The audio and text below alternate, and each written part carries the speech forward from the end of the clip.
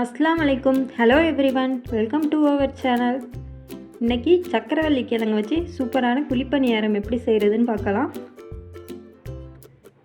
சக்கரவள்ளி கிழங்கை நல்லா கட் பண்ணிவிட்டு 2 விசில் வர வரையும் வேக வச்சு எடுத்துக்கலாம். இப்போது வேக வச்ச சக்கரவள்ளி கிழங்கை தோலெல்லாம் உரிச்சிட்டு இந்த மாதிரி மேஷர் வச்சு நல்லா மேஷ் பண்ணி விட்டுக்கோங்க. மேஷர் இல்லைன்னா திருவுறதில் வச்சு நல்லா திருவி எடுத்துக்கோங்க. அது கூட 1 கப் கோதுமை மாவு, 1/2 கப் ரவை, 1/4 கப் அரிசி மாவு, 1 ஸ்பூன் எள், 1 பிஞ்ச் உப்பு போட்டுக்குங்க, 1/2 கப் சர்க்கரை, 1 முட்டை, ஏலக்காய் தூள், 2 கப் தண்ணி தேவைப்படும். நான் ஃபஸ்ட்டு 1 கப் ஊற்றிட்டு நல்லா மிக்ஸ் பண்ணி விட்டுட்டு திரும்ப இன்னொரு கப் ஊற்றி சேர்த்துருக்கேன். கட்டி இல்லாமல் நல்லா கலக்கி விட்டுடலாம்.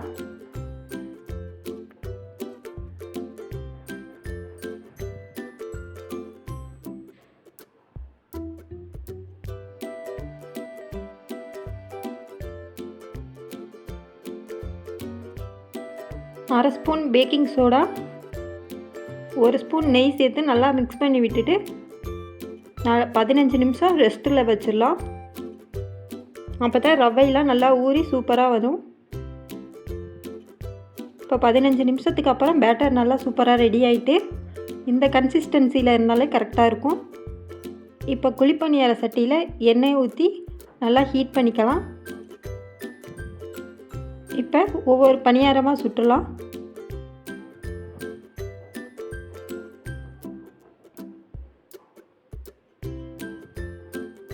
மிதமான தீயில் வச்சு குக் பண்ணுங்கள். இப்போ இதை திருப்பி போட்டுடலாம்.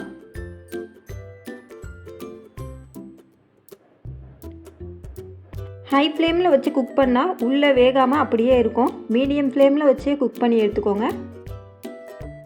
இப்போ பணியாரம் நல்லா வெந்துருச்சு.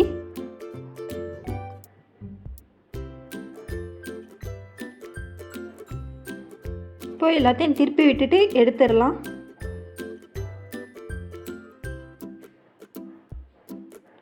நல்லா ஃப்ளஃபியாக ஹெல்த்தியாகவும் இருக்கும்.